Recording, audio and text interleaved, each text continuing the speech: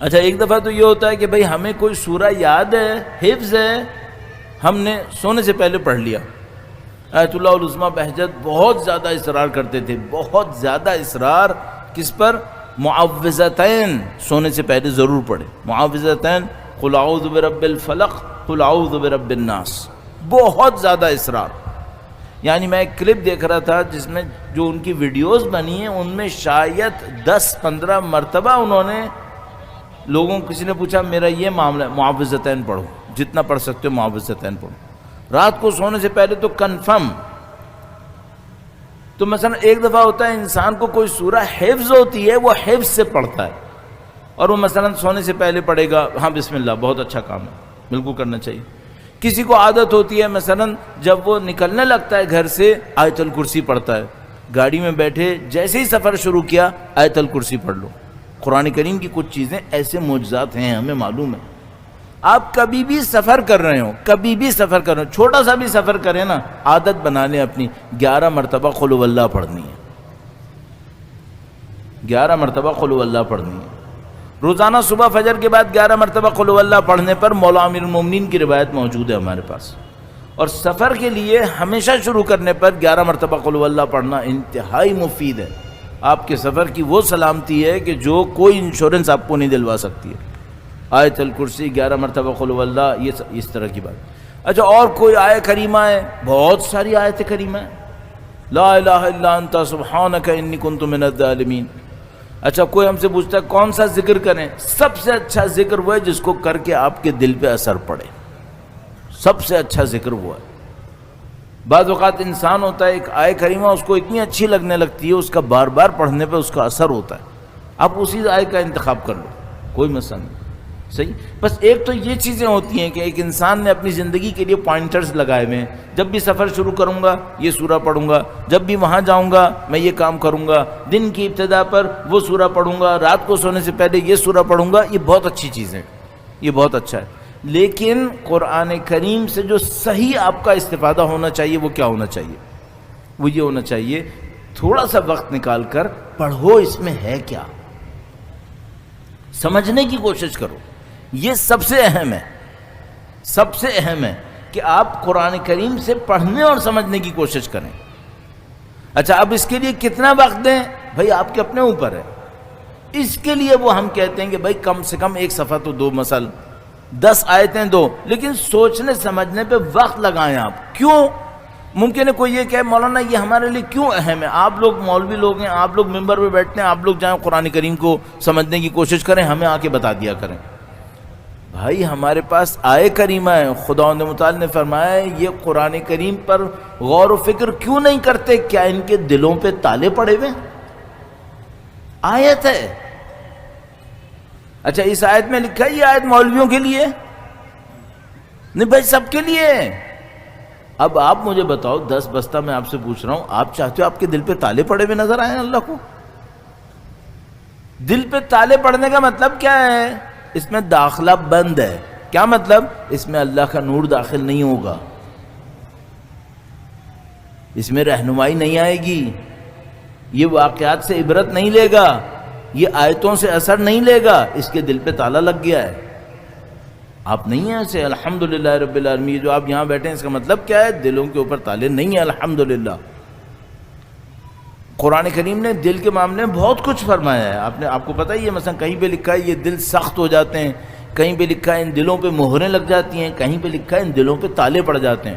تو قرآن کریم پر غور و فکر نہ کرنا، آیت کریمہ فرماتی ہے نشانی کہ اس کے اوپر تالے لگ گئے، اس پہ تالے لگ گئے، آپ مت کریں ایسے۔ تو اگر آپ الحمدللہ آپ کی زندگی میں قرآن کریم کی تلاوت روزانہ ہے، بہت اچھا ہے، سوچنا سمجھنا بھی اس میں ضرور رکھیے گا۔ اچھا اب ممکن ہے مجھ سے کوئی یہ کہے مولانا ہم سوچنے سمجھنے کی کوشش کرتے ہیں نا، اس میں اتنا وقت لگ جاتا ہے، جو باقی پڑھنے کا کام ہوتا ہے وہ بہت تھوڑا رہ جاتا ہے، اس کا کیا کریں؟ تو مثال کے طور پر میرا دل چاہتا ہے مثلا کم از کم ایک ربع پڑھ لوں، ایک نصف پڑھ لوں روزانہ۔ اگر یہ سوچنے سمجھنے پہ جاتا ہوں تو میں 2 لائنیں پڑھتا ہوں، 3 لائنیں پڑھتا ہوں، اور میرا کام جو وہ وقت پورا ہو جاتا ہے، پھر میرے دل میں کڑن رہ جاتی ہے کہ میں سوچتا تھا نصف پڑھ لوں، یہ 3 لائنیں پڑھی میں نے۔ تو میں اس کا حل یہ عرض کروں گا کہ آپ ایک وقت رکھو کہ جس میں آپ نے سوچنا سمجھنا ہے، ٹھیک ہے، ایک اور وقت رکھو جس میں ذرا تیزی سے پڑھنا ہے، تاکہ آپ کا دل مطمئن رہے دونوں کاموں میں۔ مجھے لگتا ہے کہ دونوں چیزیں چاہیے ہوتی، انسان کے لیے دونوں چیزیں ضروری ہیں۔ تو ایک چھوٹا سا ایک وقت آپ ایسا رکھ لیں جس میں آپ نے سوچنا سمجھنا ہے، تاکہ اس آیت کریمہ کے نیچے نہ جائیں جو کہہ رہی ہے کہ دلوں پہ تالے لگ گئے، اور ایک وقت آپ ایسا رکھو جو قرآن کے آپ سے انس کا ٹائم ہے۔ مثال کے طور پر آپ پڑھتے ہیں صرف پڑھنے کے لیے، اپنے آپ کو نورانی کرنے کے لیے، یہ ممکن ہے مجھ پہ بعد میں کوئی اعتراض کرے مولانا آپ کو یہ رکھنا ہی نہیں چاہیے تھا، نہیں، اس کی بھی ضرورت ہے، اس کی بھی ضرورت، مجھے احساس ہے، دلوں کو اس کی خواہش ہوتی ہے کہ ہمارا قرآن کریم سے ایسا ایک تعلق ہو۔ تو آپ اپنی زندگی میں اس طرح سے رکھیں، اور میں جو اس میں بہت اچھی ترکیب ہوگی وہ کیا ہوگی، وہ میں نے آپ کی خدمت میں عرض کر دی تھی، اس کو دوبارہ دہرا دیتا ہوں۔ صرف ایک مرتبہ پڑھنے پہ اکتفا مت کریں، ٹچ کرتے رہیں قرآن کریم کو، تھوڑا تھوڑا سا ٹچ کرتے رہیں۔ اس سے کیا ہوگا، آپ کی روح کو تازگی ملتی رہے گی، قرآن کریم سے انس کہلائے گا، اور انس کی بڑی قیمت ہے یہاں پر۔ ایک آدھ جملہ اور عرض کروں گا، درود بھیجے گا محمد و آل محمد پر، صلی علی محمد و آل محمد وعجل فرج۔ اچھا، ہم نے انس کی کوشش کی اور قرآن کریم کو بھی ہم سے انس ہو گیا، اب کیا ہوگا؟ پہلے کیا تھا؟ پہلے یہ تھا کہ مجھے کسی مولانا نے کہا تھا کوئی قرآن نہیں پڑھے گا روزانہ اتنا جہنم میں جائے گا، یہ ہوگا وہ ہوگا۔ میں صبح کو اٹھتا ہوں بدل ناخواستہ، اردو میں کہتے ہیں نا بدل ناخواستہ، جس کو جو بچے اردو نہیں جانتے وہ کہتے ہیں بادل ناخواستہ، یہ لکھا ہے بدل ناخواستہ، یعنی ایسا دل جس کے اندر خواہش نہیں ہے۔ بدل ناخواستہ گیا، قرآن کریم اٹھایا، جلدی سے پڑھ رہا ہے، اتنا پریشر دماغ کے اوپر شیطان کا، اللہ اکبر، جیسے ایک صفحہ پڑھ کے پہاڑ توڑا ہے، بس ایک صفحہ پڑھ کے اس نے کہا الحمدللہ ختم ہو گیا معاملہ۔ یہ انس ہے؟ او بھائی، یہ کہاں انس ہے؟ یہ انس نہیں ہے۔ شروع کیا، پہلے دن سخت ہوا، دوسرے دن آہستہ آہستہ 3 دفعہ پڑھنا شروع کر دیا، روزانہ کھولتا ہے، تھوڑا سا پڑھتا ہے، خوش ہوتا ہے، پھر رکھ دیتا ہے، انس ہو گیا۔ اب جب انس ہوگا تو کیا ہوگا؟ اب جب انس ہو جائے تو کیا ہوگا؟ یہ جو میرے ماموں کل پرسوں دنیا سے گئے، انہوں نے مجھے ایک واقعہ سنایا تھا۔ یہ شپ پہ ہوتے تھے، فوت ہو گئے اب تو سنانے میں مسئلہ نہیں ہے۔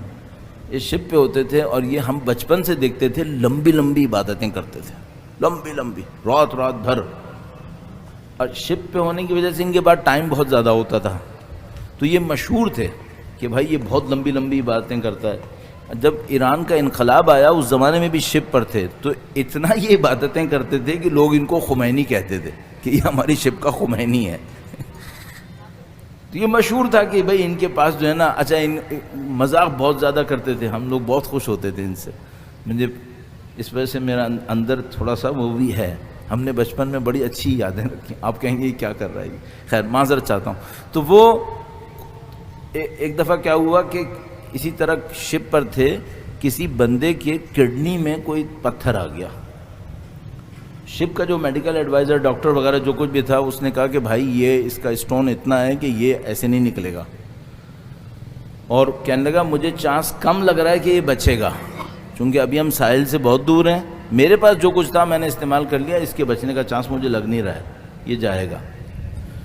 تو میرے ماموں کہنے لگے کہ میں ڈیوٹی پہ جانا تھا مجھے ٹاور کے اوپر، تو جانے سے پہلے 8 گھنٹے کی ڈیوٹی تقریباً، کہنے لگے میں اس کے پاس گیا تاکہ اس کو ایک دفعہ دلاسا دے دوں۔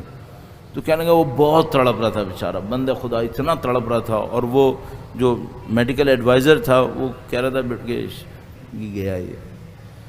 تو اس نے کہیں جاتے جاتے جب اس کی حالت بہت خراب تھی، تو اس نے ان کو آتے دیکھا، کہنے لگا خمینی تمہارے پاس کچھ نہیں ہے، مجھے کچھ دے دو، میں مر رہا ہوں یہاں پہ، کچھ کرو، اتنا قرآن پڑھتے ہو، اتنی نمازیں پڑھتے ہو، کچھ کرو میرے لیے، میں مر رہا ہوں۔ تو میرے ماموں کہنے لگے کہ مجھے سمجھ میں نہیں آیا میں کیا کروں، کہنے لگے میں نے کہا ایک پانی کا گلاس لاؤ۔ اچھا وہ ہم سے مذاق بھی بہت کرتے تھے کہ جن بلا رہا ہوں میں، یہ کر رہا ہوں میں، وہ کر رہا ہوں، تو ان کو تو اس ایکٹنگ کی عادت تھی۔ تو کہنے لگے میں نے اس سے کہا پانی کا گلاس لاؤ۔ اب یہ بھی مجھے انہوں نے بہت ہنسا کے بتایا تھا، میں یہاں بیٹھا ہوں اس لیے تمیز دائرے کے اندر رہتے ہوئے آپ کو صرف ان کے مذاق نکال کے بتا رہا ہوں۔ تو کہنے لگے میں نے پانی کا گلاس منگوایا، اس نے مجھے دیکھا، کہنے لگے میں نے ایک آیت کریمہ پڑھی، کچھ پڑھا، اس کے اوپر پھونک دیا. میں نے اس سے کہا کہ یہ تم تھوڑے تھوڑے گھونٹ کر کے پی لو. کہنے لگا کیا ہوگا اس سے؟ کہنے لگا چھوڑ دو، پی لو. کہنے لگا یہ میں اس کو پلا کے باہر آ گیا اور میں نے کہا کیا ہونا ہے، تو مرے گا اور کیا ہوگا، بچنے کا چانس تھوڑی ہے تیرا. اس طرح کی باتیں کرتے تھے وہ. کہنے لگا کہ جب وہ صبح کو میں اوپر چلا گیا تو کہنے لگا اوپر گیا تو ٹاور پہ مسلسل سوچتا رہا تھا کہ اب اس کی خبر آئے گی، اب اس کی خبر آئے گی، پھر مجھے وائرلیس کرنا ہے، مجھے یہ کرنا ہے، وہ کرنا ہے. تو کہنے کہ صبح تک خبر نہیں آئی. کہنے کہ میں صبح کو خود چلا گیا دیکھنے کے لیے کہ اب دیکھوں اب اس کی کیا حالت ہے. کہنے کہ میں گیا دیکھا ڈھنگ سے بیٹھا ہوا ہے اور کہہ رہا ہے کہ شبی کام صحیح ہو گیا، میری طبیعت صحیح ہو گئی. کہنے کہ اب وہ ان کے مذاق وغیرہ بارہ میں چھوڑ دیتا ہوں. تو کہنے کہ بہرحال اس کی طبیعت صحیح ہو گئی، وہ اور میرا معتقد ہو گیا اور یہ میرا پیر ماننے لگا اور یہ کر رہا ہے وہ کر رہا ہے. تو میں نے کہا کہ ماموں پڑھا کیا تھا؟ کہنے کہ مجھ سے مذاق کرتے ہوئے کہنے کہ میں نے سوچا کہ قرآن نے یہ کہا ہے کہ اگر ہم پہاڑ پہ بھی نازل کرتے تو چکنا چور ہو جاتا، تو یہ تو اس کا چھوٹا سا پتھر ہے، یہ تو ٹوٹ ہی جائے گا. لو انزلنا هذا القرآن على جبل لرأيته خاشعا متصدعا من خشية الله. کہنے کہ میں نے یہ آیت پڑھ کے دی اس کو. کہنے کہ میں نے یہی سوچا کہ قرآن کریم فرما رہا ہے اگر ہم پہاڑ پہ نازل کرتے تو یہ چکنا چور ہو جاتا، تو یہ تو کٹنے کی اتنی سی پتھری ہے تو نکل جائے گی. ٹوٹ ٹوٹ کے نکل گئی. اگر آپ اور میں مانوس ہو گئے نا قرآن سے، پھر قرآن معجزے دکھائے گا. ایک ایک آیت اثر دکھانا شروع کر دے گی، ایک ایک آیت اثر دکھاتی ہے. اور یہ ایک سے زیادہ واقعات آپ کی خدمت میں. تو میں نے چونکہ ابھی میرے ذہن میں ان کی وفات کا ہے تو اس وجہ سے میں نے وہاں سے نکال کے آپ کی خدمت میں عرض کر دیا، ورنہ ہسٹری بھری پڑی ہے کہ جب ایک ایک آیت انسانوں کے دلوں کو تبدیل کرتی ہے. یہ قرآن کریم ہے، یہ مانوس ہو جائے کچھ اور کرتا ہے. شب جمعہ ہے، سید الشہداء کی ذکر کی مجلس ہے، اس کی اپنی برکتیں ہیں. اگر آپ قرآن کریم سے مانوس نہیں ہیں، میں مانوس نہیں ہوں، موقع اچھا ہے. درخواست کریں خدا سے، خدا مرنے سے پہلے قرآن سے مانوس کر کے ماننا، قرآن سے اجنبی حالت میں نہ ماننا. اس دنیا میں قرآن حاکم ہے، اس دنیا میں بھی حاکم ہے، نظر نہیں آ رہا ہے. اس دنیا میں چھپے گا نہیں، اس کی حکومت ہے. تو آپ اس بات کو اپنی زندگی کا ایک ہدف بنا لو. جو بچے جوان ہیں میں ان کی خدمت میں عرض کروں گا ضائع نہیں کرو. دن بھر میں مشکل سے 10-15 منٹ کا کام ہے، اگر ٹائم کی بات کرتے ہو ضائع نہیں کرو. اس فضیلت سے اپنے آپ کو دور مت کرو. اور ثقلین کا معاملہ ہے، ثقلین کا معاملہ ہے. آپ کو امام کی نصرت کرنی ہے اور قرآن آپ کے ہاتھ میں نہیں ہے، یہ نہیں ہو پائے گا. جس کو امام کی نصرت کرنی ہے اس کے ایک ہاتھ میں قرآن ضروری ہے. کیوں سید الشہداء نے کہا کل عاشور ہے؟ تو سید الشہداء نے کہا کہ آج رات کی مہلت لے کر آؤ. کیوں؟ ایک رات پہلے بھی تو شہید ہوتے. کہا نہیں، آج رات مہلت لے کر آؤ. کیوں؟ فرمایا ہمیں نماز، قرآن اور استغفار سے عشق ہے، عشق.